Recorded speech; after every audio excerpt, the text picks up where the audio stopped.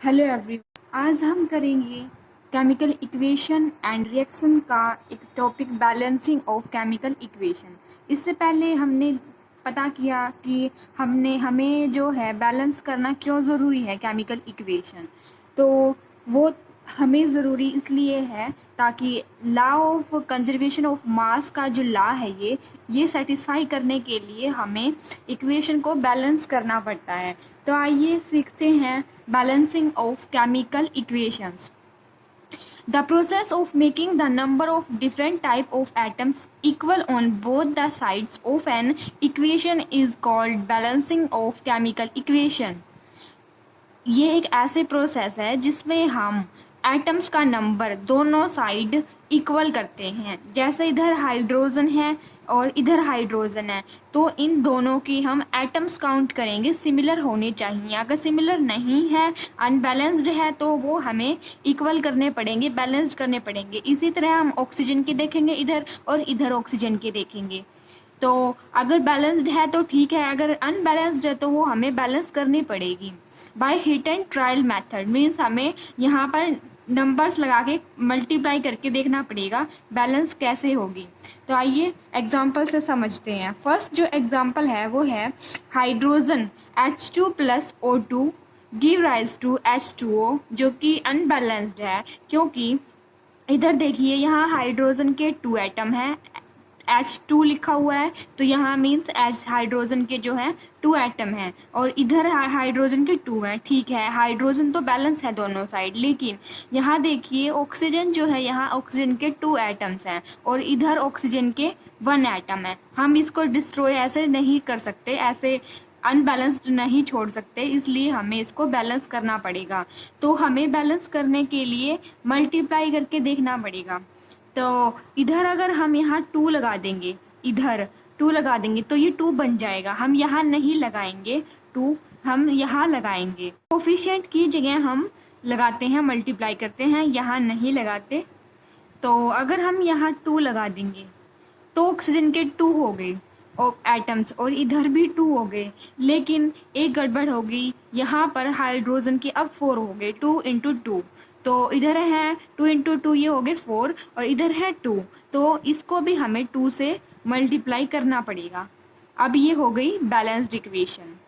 Simple से हम complex की तरफ जाएंगे, पहले जो छोटी छोटी इक्वेशंस हैं उनको बैलेंस करना सीखेंगे। नेक्स्ट है N2 प्लस O2, हीट करेंगे मीन्स ये रिएक्ट करेंगे, then this will give NO, जो कि अनबैलेंस्ड है क्योंकि इधर आप देख सकते हैं इधर नाइट्रोजन के 2 एटम्स हैं और इधर 1 है, ऐसे इधर ऑक्सीजन के 2 है, इधर 1 है। तो हम डायरेक्टली अगर यहाँ पे इसको 2 से मल्टीप्लाई कर देंगे तो 2 तो नाइट्रोजन के हो जाएंगे अलग से और ऑक्सीजन के भी 2 हो जाएंगे। तो हम इसको ऐसे नहीं काउंट करेंगे कि NO के 2 मोलिक्यूल्स, नहीं, हम ऐसे करेंगे कि नाइट्रोजन के भी 2 एटम्स हो गए और ऑक्सीजन के भी 2, ये अलग अलग हैं। वैसे फॉर्मूला ये एक है लेकिन एटम्स इसमें अलग अलग हैं। तो ये अनबैलेंस से बैलेंस्ड हो जाएगी अगर हम यहाँ पे 2 से मल्टीप्लाई कर देंगे इसको। नेक्स्ट है third example, sodium plus H2O, they react to give NaOH, sodium hydroxide plus H2 hydrogen. तो इधर देखेंगे हम नाइट्रोजन के सोडियम का इधर है 1 एटम और इधर भी 1, ठीक है। और अब है हाइड्रोजन के हमारे पास यहाँ पर 2 एटम्स हैं। इधर देखेंगे 1 यहाँ है और 2 यहाँ है। हम जहाँ इस राइट साइड में जितने भी हाइड्रोजन हैं उन सभी को काउंट करेंगे, तो 1 प्लस 2, तो ये इधर 3। तो यहाँ हमें यहाँ जो वाटर का फॉर्मूला है, इसमें जो हाइड्रोजन है उसको अगर हम 2 से मल्टीप्लाई कर देंगे, 2 2 ज़ा 4, तो यहाँ हो गए 4। और अब इस साइड भी हमें इसको 2 से करना पड़ेगा, इधर 2 हाइड्रोजन के हो गए और 2 इधर, 2 प्लस 2 4, इधर भी 4 हो गए, लेकिन यहाँ पर ऑक्सीजन के 2 हो गए और इधर भी 2 हो गए और सोडियम के भी 2 एटम्स हो गए, तो यहाँ सोडियम का 1 है, तो इसको भी हमें 2 से मल्टीप्लाई करना पड़ेगा, करके देखना पड़ेगा। अब ये बैलेंस। नेक्स्ट इक्वेशन है Fe plus H2O, they react to form ferrous oxide plus hydrogen.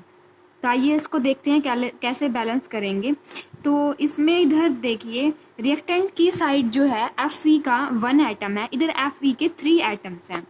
तो हम अगर इसको 3 से मल्टीप्लाई कर देते हैं, अब यहाँ पर दोनों तरफ राइट एंड लेफ्ट साइड दोनों तरफ फेरस के आयरन के जो है सेम एटम हो गए 3 उसके बाद अगर हम देखें हाइड्रोजन के इधर 2 है, इधर भी 2 है, लेकिन ऑक्सीजन के इधर 4 है, इधर 1 है, तो इसको हमें 4 से मल्टीप्लाई करना पड़ेगा O को।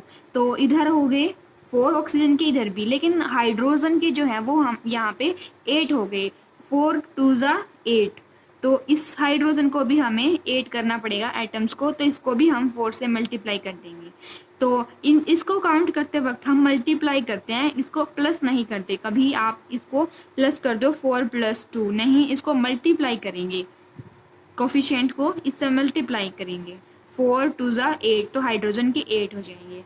आगे चलते हैं, आगे स्टेप्स हैं कुछ हम कैसे बैलेंस करते हैं। ये जस्ट आपको एग्जाम्पल से पहले आपको बताया था कि कैसे इसको बैलेंस करना है। आगे है इसकी स्टेप्स हैं बैलेंसिंग की, क्या आपको ध्यान में रखनी है। इसकी 2-3 मेन स्टेप्स हैं बैलेंस कर। फर्स्ट जो है change the word equation into symbolic form. तो सबसे पहले आपको जो वर्ड इक्वेशन आपको गिवन है, वर्ड मीन्स वर्ड्स में लिखी हुई, जैसे ऊपर इक्वेशन को अगर हम ऐसे लिखते हैं सोडियम प्लस वाटर, तो इसको आपको सिंबॉलिक फॉर्म में लिखना है, इस फॉर्म में लिखना है। तो उस सिंबॉलिक फॉर्म में लिखने के बाद आपको दोनों तरफ काउंट करने हैं, count the atoms on each side of the equation, दोनों तरफ काउंट करने हैं। जैसे कि एक तरफ आप लिख लीजिए left hand side and right hand side, और इधर लिख लीजिए जो जो आपके पास एटम है, जैसे हाइड्रोजन का है इसमें और ऑक्सीजन के, इधर भी हाइड्रोजन ऑक्सीजन के हैं, तो लेफ्ट हैंड साइड जितने हैं वो लिख लेंगे, राइट हैंड साइड है वो लिख लेंगे, ऐसे ही ऑक्सीजन के लिख लेंगे। और जहाँ भी आप देखो इधर ऑक्सीजन के 2 है, इधर 1 है, तो इसको हमें 2 से मल्टीप्लाई करने की ज़रूरत पड़ेगी, ऑक्सीजन की राइट हैंड साइड। तो अगर इसको हम 2 से मल्टीप्लाई कर देंगे तो इधर ऑक्सीजन के 2 हो जाएंगे, लेकिन हाइड्रोजन के भी साथ में कितने हो गए, 4 हो गए, 2 2 ज़ा 4, तो इधर भी यहाँ पर 2 से मल्टीप्लाई करनी पड़ेगी। नेक्स्ट है थर्ड स्टेप या सेकंड कह लीजिए, to balance we change the coefficient not the subscript if there is no coefficient we assume it as 1। हम बैलेंस करने के लिए क्या करते हैं, आगे जो कोफिशिएंट लगता है जैसे हमने ये लगाया है इसको चेंज करते हैं, ना कि सबस्क्रिप्ट को। जो यहाँ होता है ये सबस्क्रिप्ट है और ये है कोफिशिएंट, तो हम इसको नहीं चेंज करते, कोफिशिएंट को चेंज करते हैं। यहाँ अगर कोई कोफिशिएंट नहीं है तो हम इसको 1 सपोज कर लेते हैं, जैसे कि यहाँ कुछ था नहीं 2 से पहले, तो यहाँ पे हमने 1 लेट कर लिया था और उसके बाद हमने इसको 2 से मल्टीप्लाई कर दिया।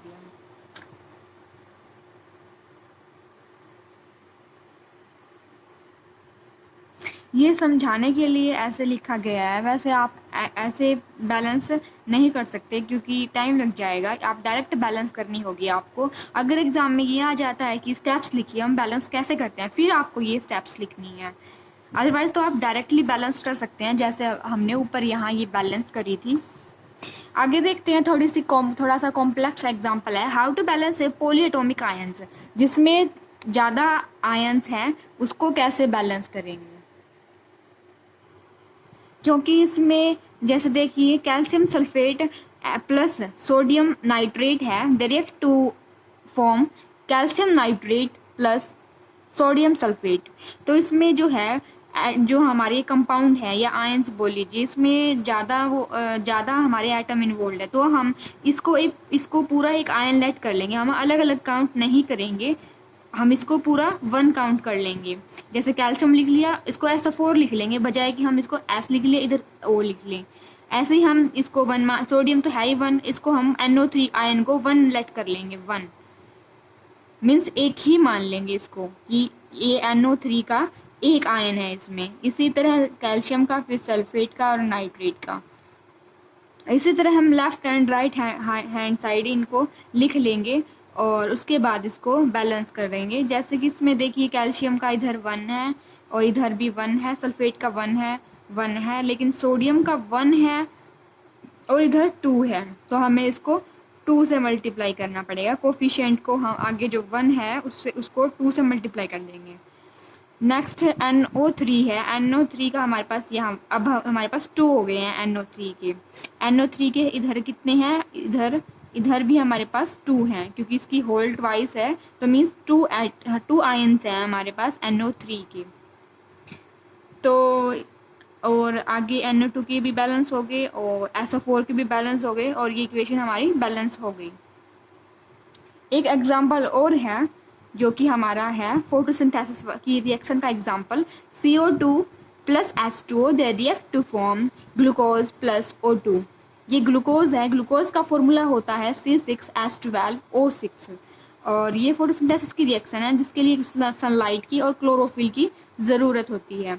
तो इसको हम बैलेंस करके देखते हैं। तो इसमें देखिए इधर जो है कार्बन के यहाँ 1 एटम है कार्बन का, इधर है 6, तो हमें 6 करने पड़ेंगे। तो हमें 6 मल्टीप्लाई कर देंगे CO2 को 6 से, तो इधर कार्बन की होगी 6, इधर भी 6। उसके बाद देखते हैं हम ऑक्सीजन, इधर है अब ये 6 2 ज़ा 12 और 1 इधर है 13, और इधर है हमारे पास 6 और प्लस 2, तो ये हो गए 8। और पहले हम हाइड्रोजन देख लेते हैं एक बार। इधर है हाइड्रोजन के 2, इधर है 12, तो इधर 12 कैसे बनेगी अगर हम इसको 6 से मल्टीप्लाई कर दें, तो 6 2 ज़ा 12 हो गए। अब देखते हैं ऑक्सीजन को, तो लास्ट में जितने एटम्स जितनी बार ज़्यादा आया हो कोई एटम, उसको हम सबसे लास्ट में करेंगे, क्योंकि वो चेंज करना पड़ता है बार बार।